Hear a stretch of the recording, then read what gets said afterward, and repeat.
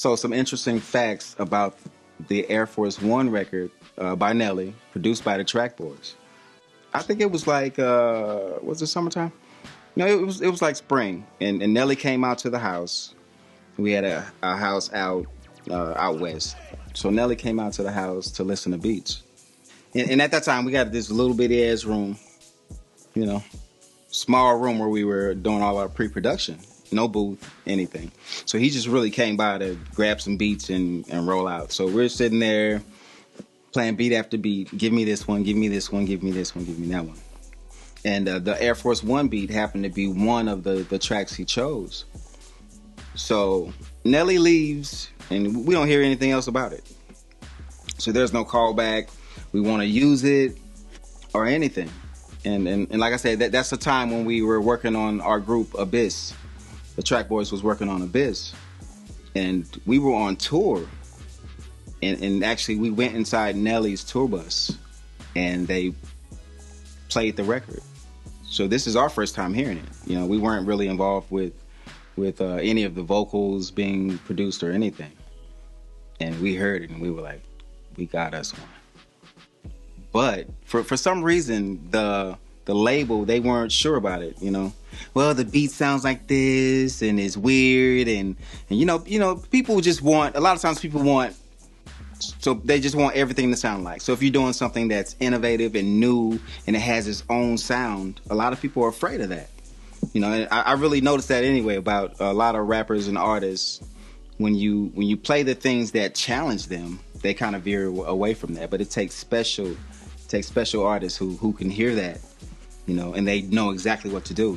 And that's what Nelly and Ali and the St. Lunatics did with that record. They took it and they made it into something special. They actually listened to it. You can tell they listened to it and dissected what was going on and played off of it instead of fighting against the track. So, but the A&R wasn't sold on it, you know, so down to the wire, like, and I just found this out maybe a couple of weeks ago, down to the wire, they had another producer trying to recreate it. And when the deadline was up, they said, we can't recreate it. We can't make something that's better. So this record, Air Force One, actually became the number 2 top record in the country for Billboard Top 100. So when I heard it on the bus, automatically I knew that it was something special. And I believe I got chills. It had the St. Louis sound, but it was also just something fresh and new.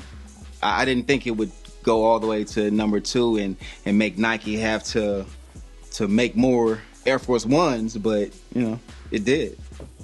So a little bit more backstory with the song. Nike was kind of upset that the song had taken off, and it made that shoe so popular because it wasn't even the shoe they were really trying to push. You know, that's just something like, oh, this is our classic. We put a certain amount out every year, and that's all they really wanted to do. But that song forced them to go back into production of that shoe heavy.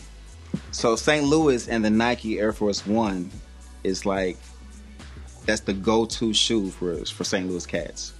I mean, if you got some crispy white Air Forces and your jeans, at that time I think we're still ironing our jeans. We'd have the pleats down the middle of the jeans.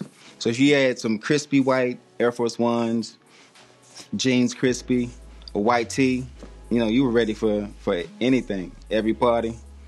It didn't matter. You were fresh. And well, to me, fashion and hip hop are connected in a way that you can't really have one without the other. Hip hop artists and rappers and producers and writers and the people that you see on the stage, we actually we push the what's next in fashion. You know, we are the culture.